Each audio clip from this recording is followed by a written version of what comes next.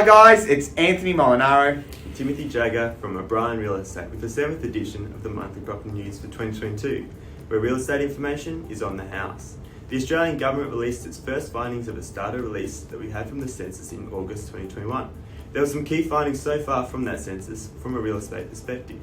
The first being the huge number of unoccupied properties across Australia.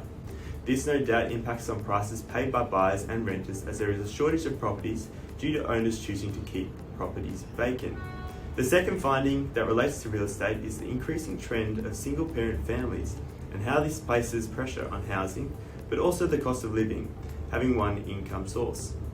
CoreLogic released its June Home Value Index, and nationally prices for all dwellings were down 0.6%, with Sydney falling the most with a 1.6% drop and Melbourne a 1.1% drop. Melburnians now have a median home price below $800,000 for both units and houses, sitting at just over $798,000.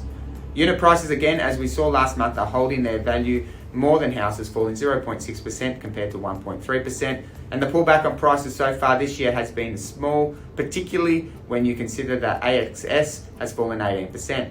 Prices, as we know, across the food, building and energy industry have all spiked due to supply chain issues, and we are also seeing how supply affects pricing in real estate too.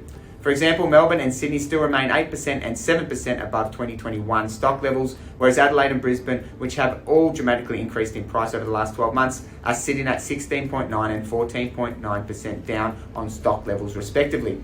In regional Victoria, we saw our first drop back in prices since June 2020, with a 0.1% decline for combined dwellings, which places the median home price a little over $595,000. Looking at the rental market, rents nationally ended the financial year at 9.5% above the previous 12 months. We certainly do have a very tight rental market, and rents in Melbourne from a unit perspective is leading all capital cities in price growth, with a 10.9% increase in rents.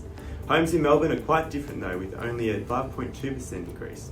We believe this lacklustre performance has been caused partly by the Residential Tenancies Act changes introduced in March 2021. But we believe rents will now increase more due to rental providers now meeting the minimum standard criteria for a rental property. And lastly, for this month's edition, the question we will need to ask ourselves: if we are sellers in today's market, are we at the peak right now? Because what we know and what we might be seeing on the horizon is more interest rate rises, and not just in July, but with financial commentators predicting another rise, Tim, in August. It could be a question worth pondering: is now the time to be acting? Now that's all for this month. I'm Anthony Molinaro. And I'm Timothy Jagger. And remember, the information provided is of a general nature. You should always seek independent legal, financial, taxation, or other advice in relation to your unique circumstances.